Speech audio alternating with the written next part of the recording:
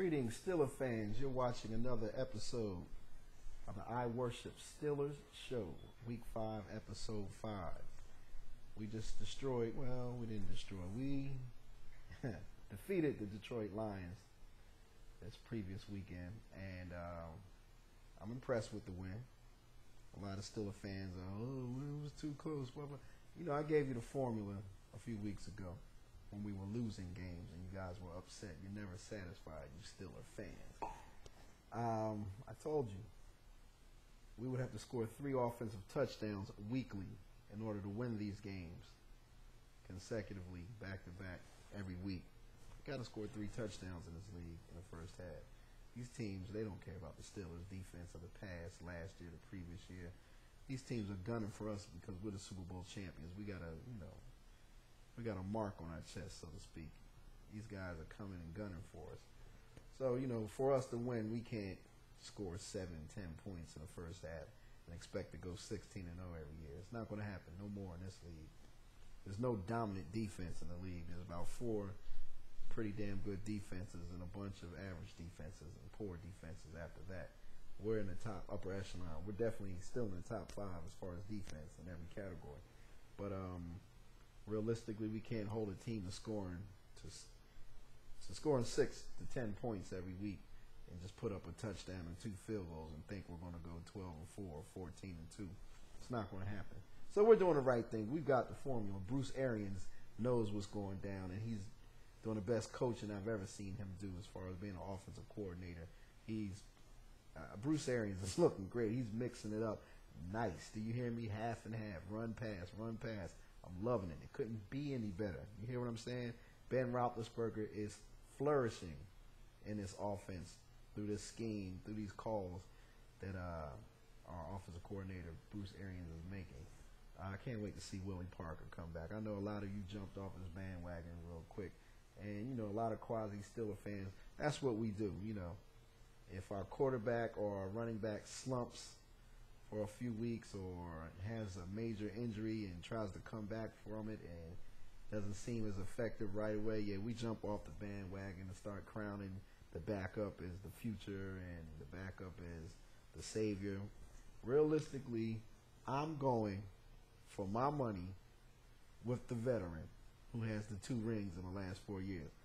As long as Willie Parker is under contract, suited up on his team and playing, he needs to start. He's the one I trust. I love Mendenhall. He's doing great. Don't get me wrong. He's the future. You know what I mean? He's going to be definitely the star of the offense in the future. But the leader of this offense, firstly, is Ben Roethlisberger. The heart of this offense and this team, don't you ever forget, as much as I love Santonio Holmes, is Hines Ward. And the man who's toting the rock and getting the job done and moving the chains is and will be, for the rest of this season, Willie Parker, as long as he stays healthy. He's healthy, which I think he is for the Cleveland Browns game. He will and should start. I love Mendenhall, but this is Willie's running game. And when we play the Minnesota Vikings, I don't want to look too far in the future.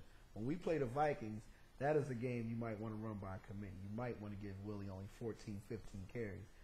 Give Rashard Mendenhall another 15 to 18 carries, and Mewelde Moore 5 or 6 carries. Let Ben take off a few times himself. A couple receiver reverses, one to Santonio, maybe one to Mike Wallace. That's balance.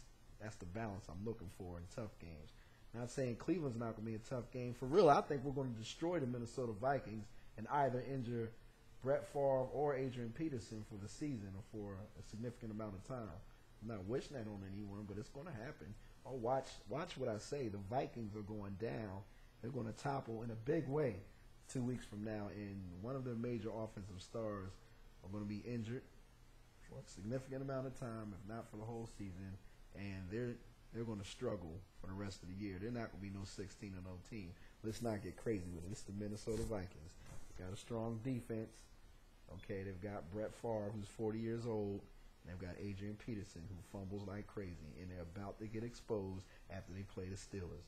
Like I told you before, I don't want to look too far ahead, but my saying holds true, and I'm going to say it till I die.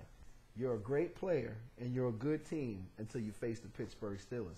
Then let's see what you do. and let's see what you become afterwards. Let's see how you rebound from your performance against the Steelers. If you can destroy the Steelers as an individual or a team, then and only then can we crown you anything. Back to the Cleveland Browns. I think it's going to go down to the last play. I hate to say it. You know, they sucked. I think they're a horrible organization, a terrible team with no leaders. They're really a travesty and a farce. And if it wasn't for their great fans, I think they should be put out the league. They should sell that franchise to another city. But their fans deserve to have a team, even though their team and their front office and their coaching and everything sucks. But sadly, they're going to give us a run. It's going to go down to the wire, to the last play. But we're going to win.